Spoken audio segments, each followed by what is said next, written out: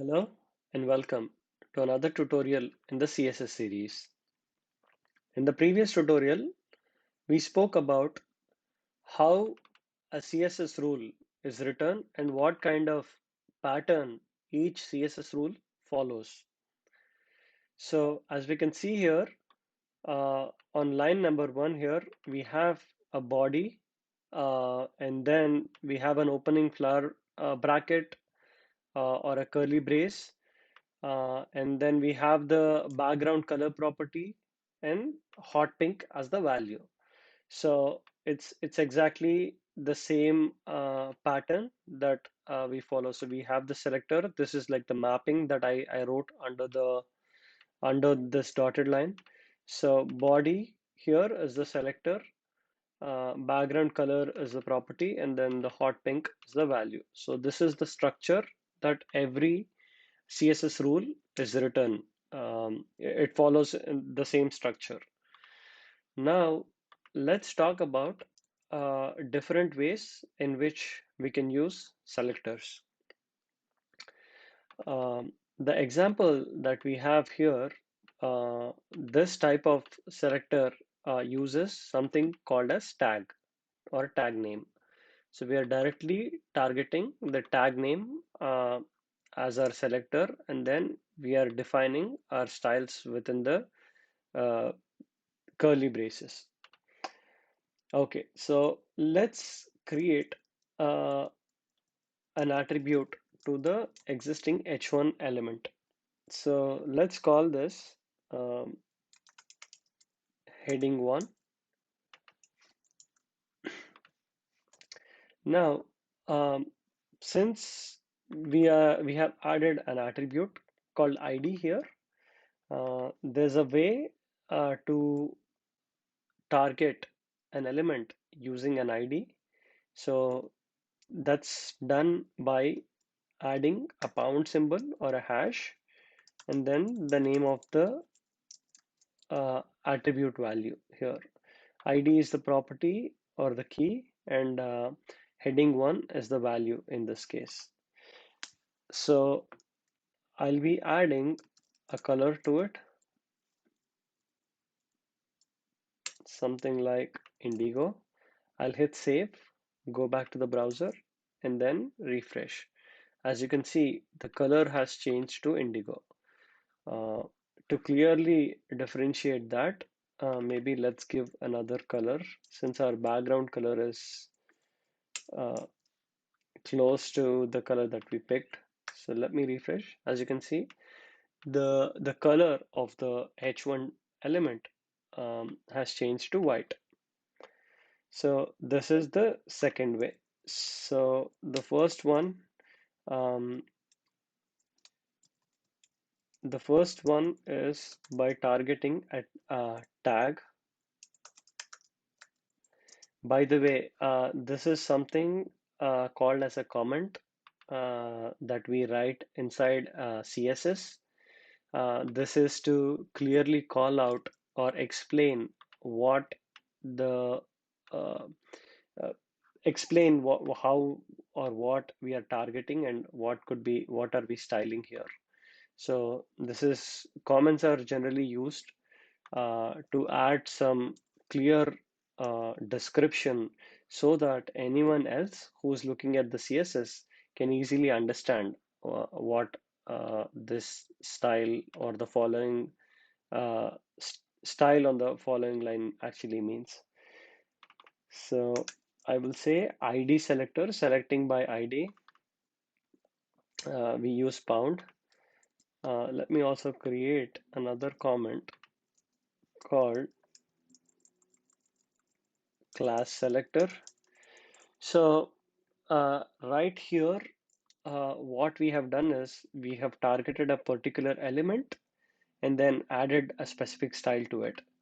But let's take another example where we have a paragraph.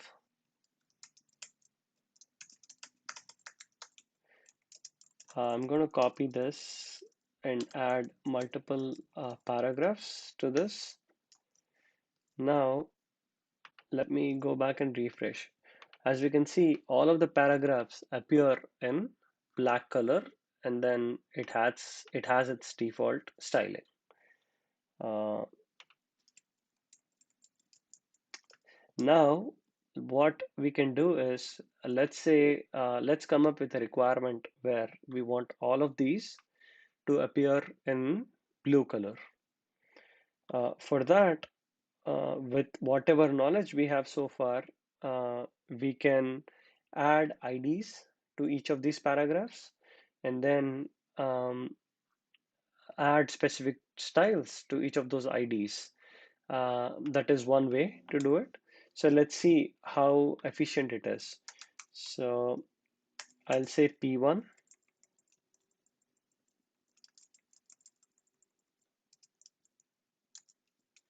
P2, and then P3.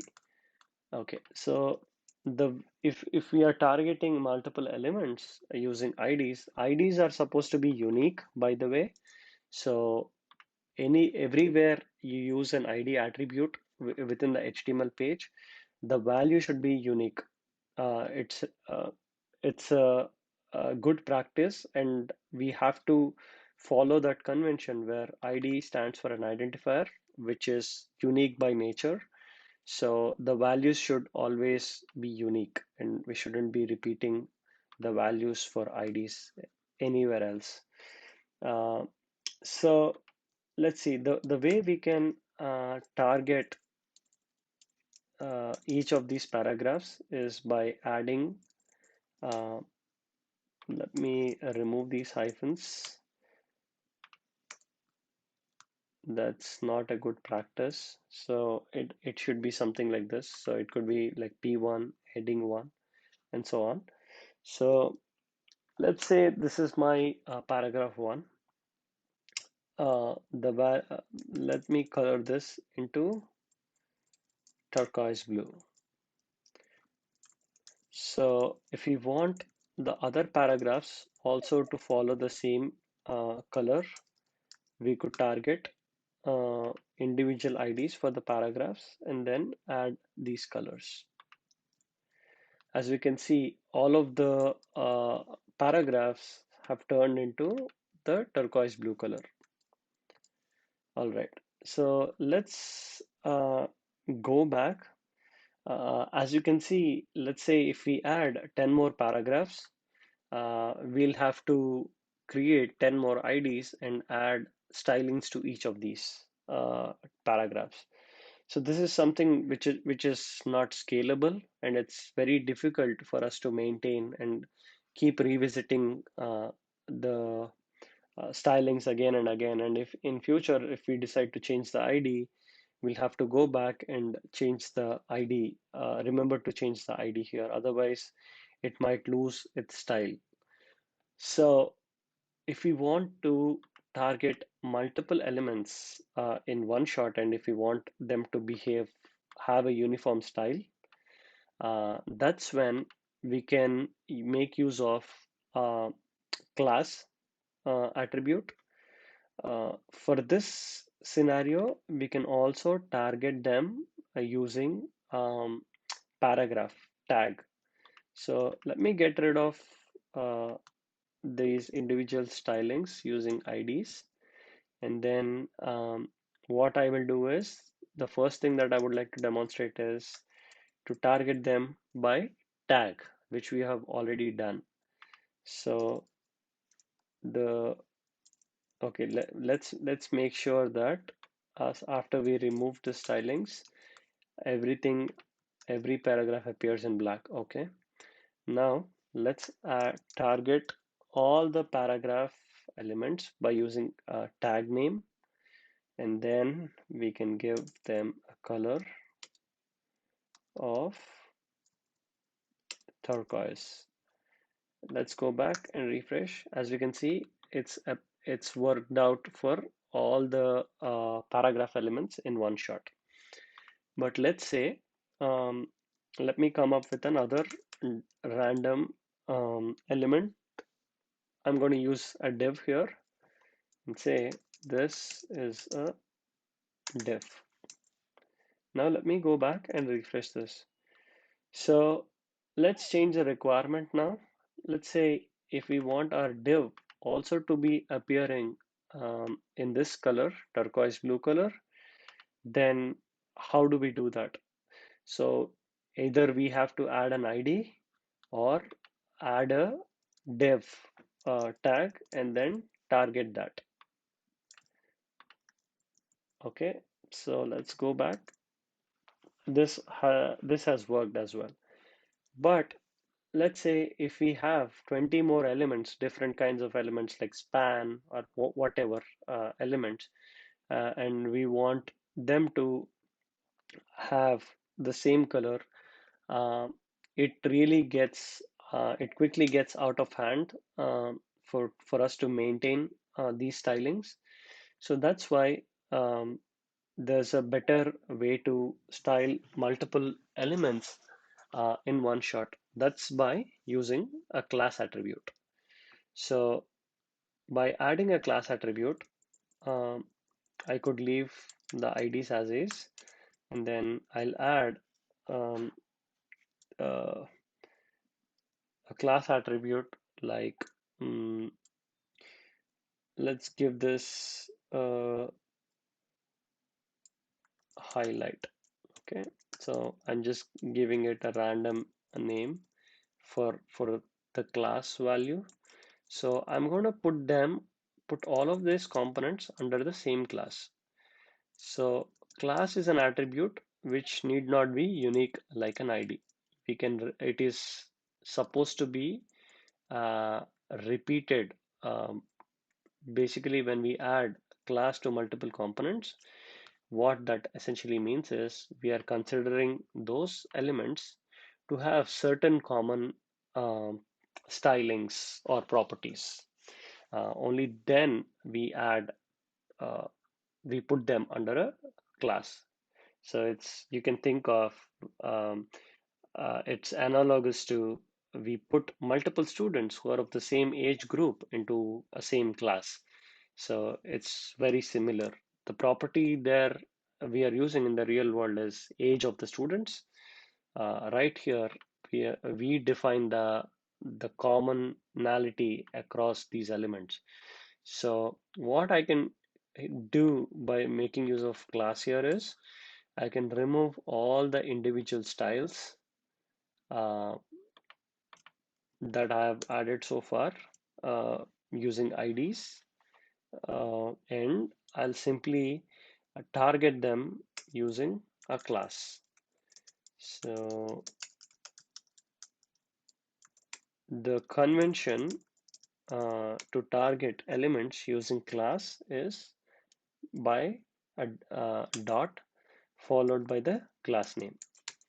Um, Whereas for ID, we are using a pound symbol. For a class, it's a dot or a period, and then it's followed by the name of the class. We can now give the color to be something, let's say yellow, green, or whatever. Let's go back. As we can see all of them appearing in yellow, green. Let's just make sure that let's give out another color. Um,